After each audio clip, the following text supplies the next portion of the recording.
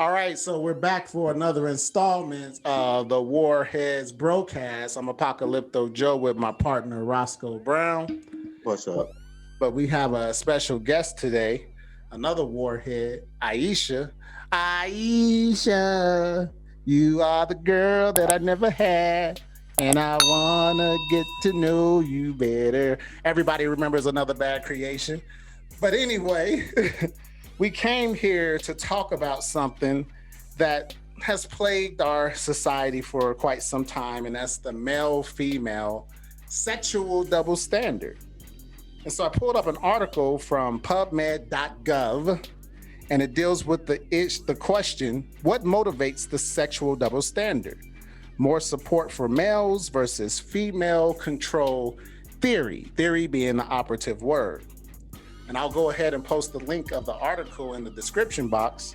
However, at the end of the article, it brings out that in concert with the findings for the male control theory, more than the female control theory, it suggests that sexism, stigma, and rape myths are primary obstacles to sexual equality. However, I think that that's like a black and white way of looking at sexual double standards between males and females, and I'll get into that later. But Aisha, since you're our guest today, I know that there was a story that you wanted to relate to us on this subject. So go in, Warhead.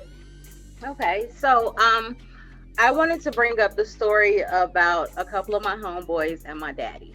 So I do want to put out there my father is a man's man. My daddy loves his little girl, and he always stands by my side.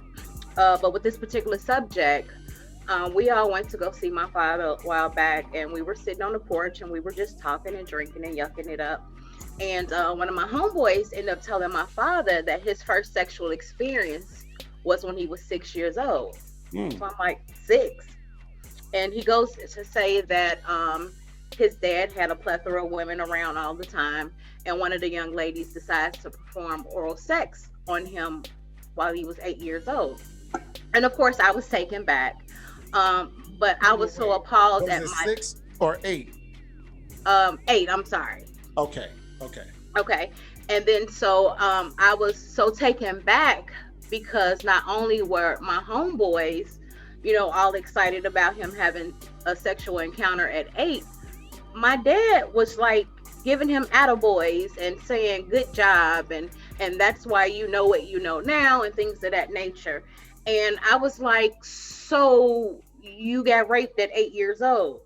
My dad said no he didn't. My homeboy said no he didn't.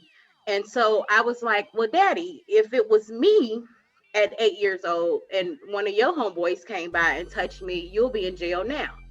So I guess what I don't understand is that how is it okay for 8-year-old little boy to be touched by a grown woman as opposed to that happening to me and my daddy being under the jail? Mm. Yeah. That's Um, that's crazy. Roscoe, add your two before I say what I gotta say. Yikes. well, all I have to say about that particular story, in general, first of all, is yeah, and I know Aisha's dad, or knew Aisha's dad, but he was a great dude, very good dude, strong dude, like she said, took care of the family, always was a provider, like she said. And it's crazy that I disagree with him and his action in this particular instance, only because I do agree with Aisha in that there was a double standard in this particular instance, because yeah, the guy in this situation was raped, whether he realizes it or not. And if he even if he thinks that he was a willing participant in this, as an 8-year-old boy, that would only be because of, the societal kind of and environmental kind of things around him that would, and the males around him that will be telling him that it's a good thing at such a young age, to be performing these acts. So yeah, he would be just like a lot of young guys actually, who've had their experiences kind of that way. I know with me, when I was introduced, I had sex at a young age, and the person who I had, the young lady who I had sex with, she was a little bit older than I was. So um, yeah, a lot of guys end up having this experience, but it doesn't make it the right thing. There is a double standard that exists within that, I would say. So yeah, all I have to say is that I agree with Aisha in that particular instance, that there is some societal things that we have to deal with as far as that. But moving forward to modern day, I wanted to ask you guys a question. What do you think are some of the let me ask, do you think it's a benefit to having a double standard, or do you think that it should be egalitarian across the board? I'll start with you, Aisha. It should definitely be equal. I mean, I know, like, in today's society, women want equal rights, equal this, equal that, yada yada yada. But my body number could be the same as yours, and you're praised, and it could be a high number, and then I'm looked upon or frowned upon, that I'm not lady enough, or I'm not classy enough, or I'm not, sugar and spice and everything nice. I think that if you could hold me accountable for my body number and think it's an issue, if you have the same number or more, then it should be on the same page. Yeah. Roscoe? No, crazy enough, I agree with that. I agree with that. I can honestly say that I'm one of those guys who's never really held women to that fake standard, if you will, of having to have this extremely low body count, if you will, while I'm able to do whatever I'll choose under the sun, So yeah, there is, again, a double standard in what she's talking about. And it's something that I've never subscribed to, because I've always told any woman who I've come across, including my daughters, that sex is something that you want to explore, that you want to, of course, be safe in, and that you want to be responsible in. But if you're not going overboard, and sex would be just like anything else, if you do it too much, you know what I mean, it's probably a bad thing anyway. But is that really a bad thing though? Too much? Yeah, no, well, there can be people who are oversexed, and we do have people who they can be overexposed to, let's just say, porn or whatever, what have you. So yeah, I think there can be, you could push beyond the limit when it comes to sex, I guess. But yeah, I mean, we all want it a lot, but yeah, I just think that when it comes to double standards, I believe that the counts and the way that we're looked at in having those counts should be the same. Okay, well, I'm going to disagree with both of you guys. Okay. And the reason why I'm going to say what I say, and it's not that I think that men should be able to just go out and have like a myriad of sexual partners. That's not what I'm saying. I feel like both sexes, both male and female, especially in our communities, should be suppressed, not the sex. I think you can have a sexual partner, but when we look at how high the abortion rate is in the Black community, when we look at how high single motherhood, I think they said somewhere around 70% of households are headed by single mothers in the Black community. So there's a breakdown in the nuclear family. And whenever you have that imbalance, you see what we have going on today. The STD rate is out of control amongst Blacks in this country. How do you suppress that? By having a consistent sexual partner, as opposed to, because like when you sleep with somebody, you're literally sleeping with everybody that person is sleeping with. And even with the double standard, one thing I could say on the female side, and you can look this information up, once a woman starts to take on multiple sexual partners, They've done studies that shows that it's hard for them to pair bond as they get older with an individual. um, the female body also will begin to get vaginosis from having multiple sex partners. And so there's a drawback on that. Then we have to think about the kids. When children see their mother bringing multiple men in and out of the home to have sex with, the children tend to lose respect for the mother. Psychopathy kicks in. So sociopaths and psychopaths are being created because these men, how many times have we seen a story in the news where a woman was dealing with a man and the man beat up the kids or killed the woman?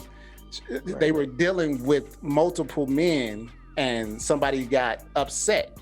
I was just reading, looking at a story today where a woman was upset at her boyfriend from not spending a lot of time with her. She goes and sleeps with his best friend. The two friends get into it, and the boyfriend kills the best friend. And she was just as content with that situation as possible. So when you start introducing sexual energy, there's jealousies, murderous tendencies come up. There's a whole lot of downside to having multiple sex partners. But if people were, like people always say, we're animals. Well, no, we're not animals. We're humans. And we have the ability to choose. Animals are instinctive. We as humans are not instinctive. We can ask who, what, when, where, why, and how. We have the ability to calculate. Hell, we build buildings and rocket ships.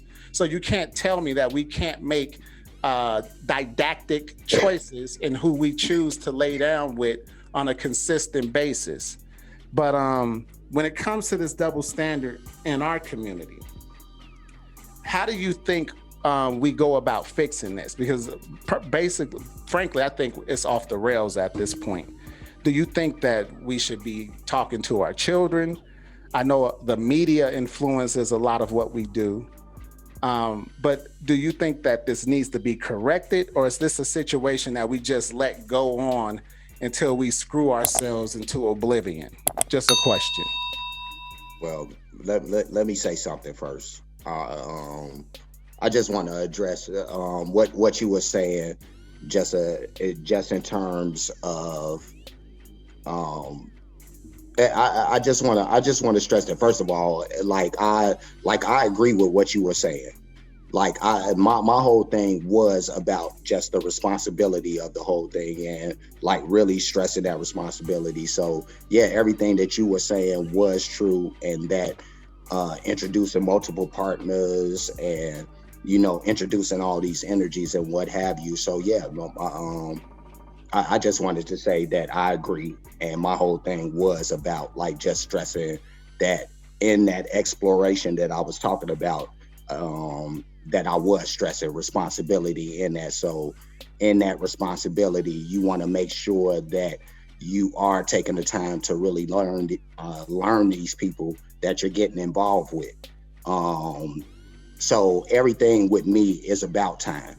And taking that time and investing that time and being observant in that time to learn what you can learn about these people. So yeah, everything was about responsibility with the sex. So I do agree with that, but I just want to stress that I was. So I agree with that too, as far as soul ties and things of that nature. I guess, but the woman aspect is just the biggest thing to me. And I get it, knock your pH balance off, your mate knows if you're cheating, this, that, and the third, and if you're bringing different men around your children and stuff, is learned behavior and things of that nature. I agree with that wholeheartedly. But I guess my point is, though, it's almost like what's good for the goose is good for the gander. That's the only point that I kind of want to just bring back to. How is it okay for you to smash this many and I can't? Or how is it that you look at me any different than who I am as a person? And then I just don't understand even why numbers even matter anymore. I don't understand why that's even still a subject for real. I don't understand how you can meet somebody and they be like, well, how many people have you been with?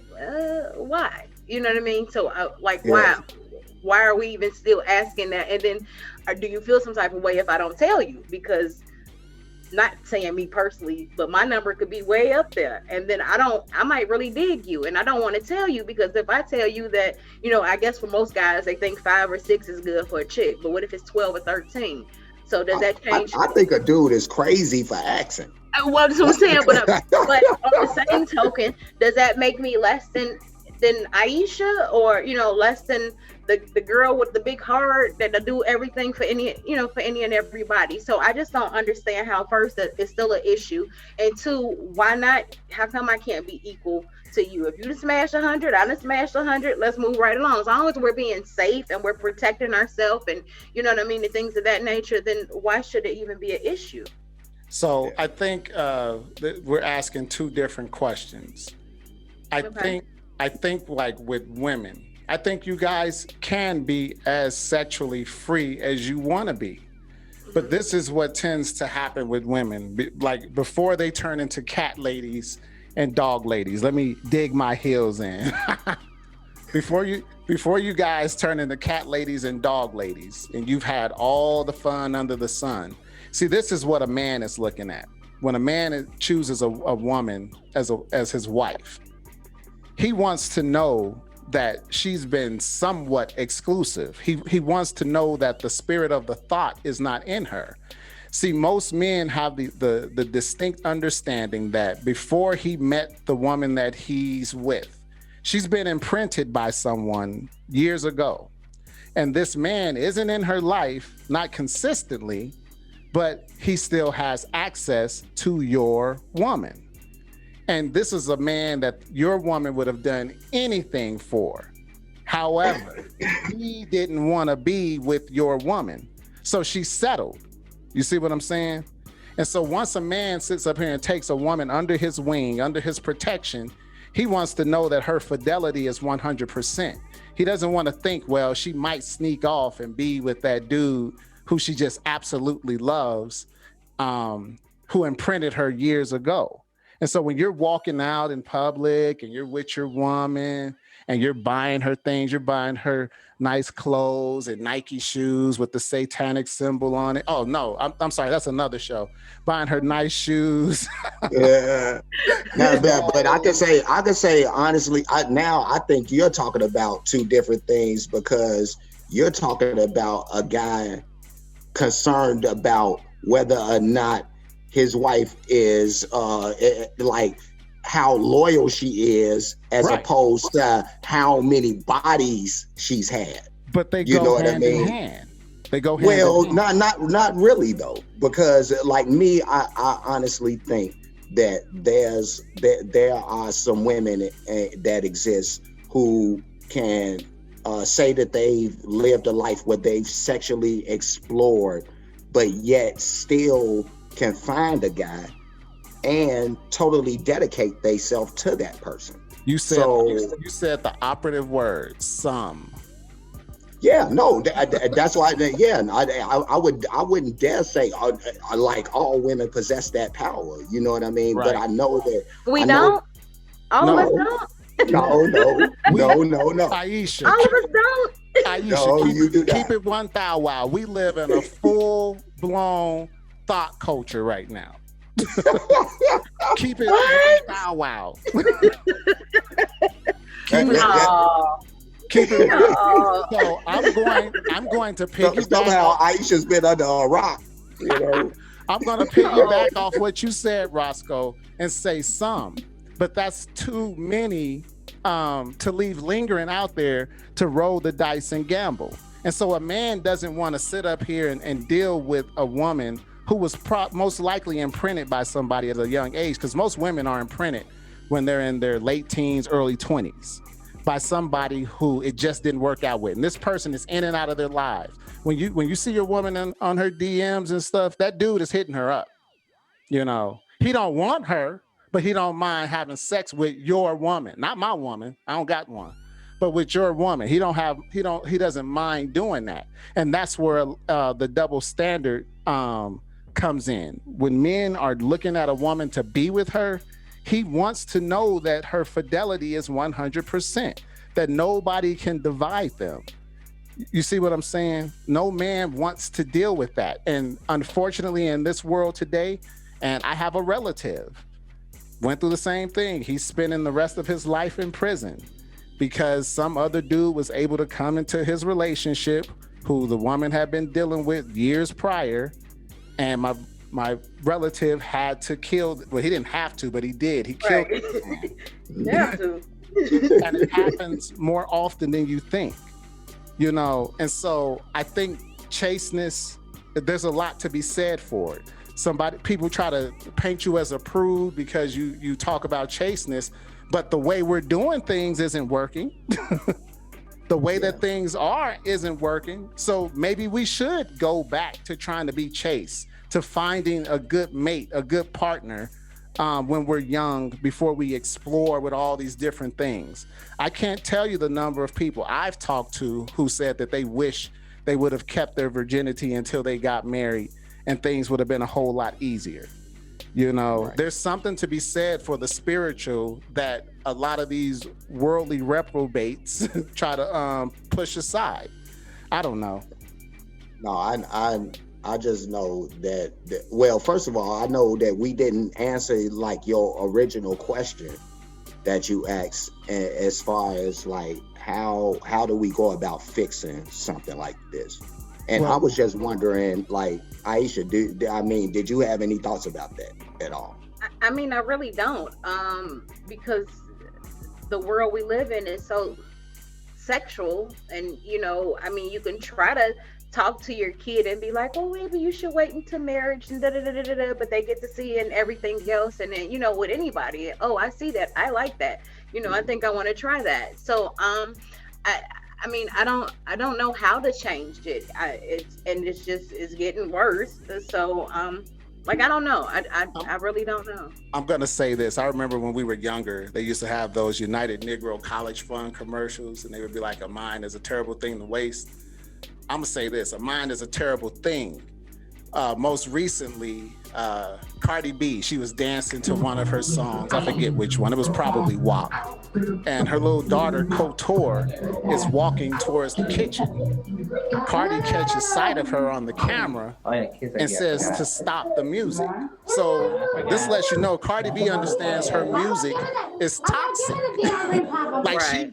she's benefiting off of everybody else's young daughters and young sons listening to that garbage that she spews out because it affords her Lamborghinis and Gucci bags and Louis Vuitton and whatever trip she wants to take. But she's smart enough not to let her own child listen to that garbage.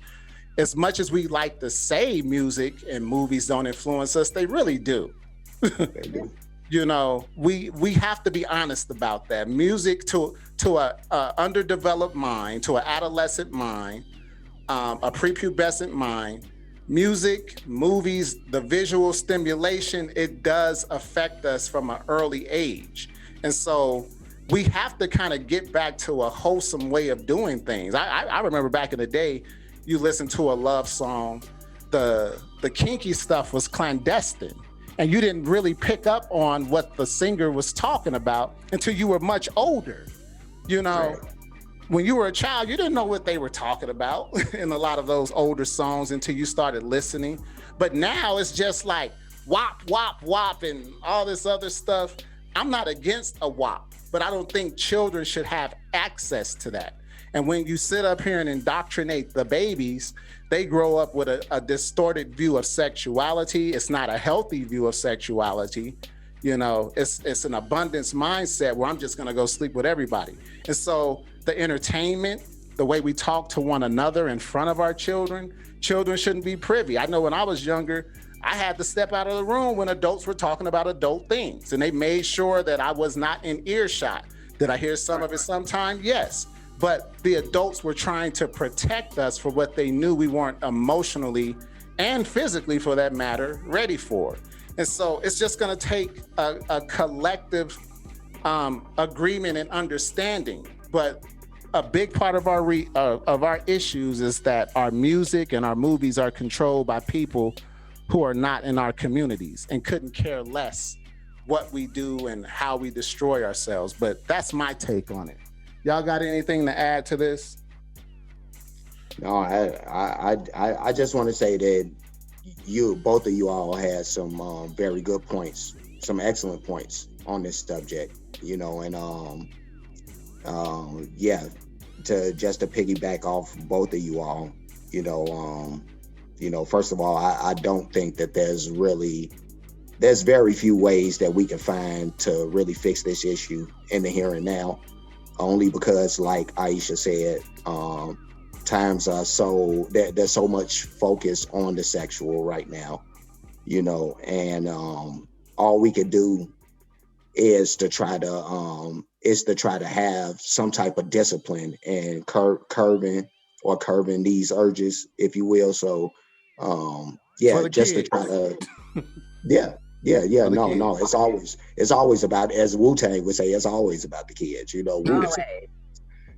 but yeah, just having that strong discipline and trying to instill that discipline in the kids, constantly talking to the kids, and you don't want to be talking to them in a way where you're restricting them so much, because I think that's something that we do as parents a lot, is we talk to our kids in very restricting ways, meaning that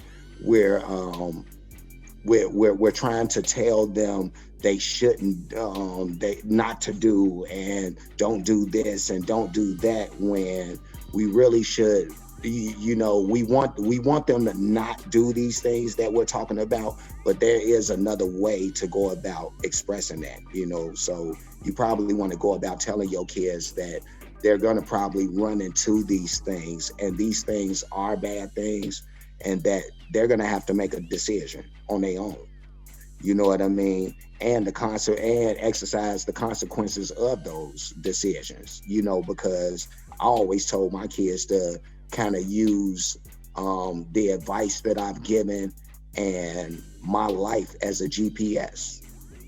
You know what I mean? So they be able to guide themselves through life and its ills without running into some of the pitfalls, so that's my only advice. Aisha, what about you? No, I'm in total agreement with both of you guys. I think that when you know better, you do better. And if you don't know, you need to research to try to know. I think that we've all made decisions that we're not always so proud of. And moving forward, you just need to try to do better at it. If it's talking to your children more, if it's thinking to yourself, should I or should I not? You know what I mean?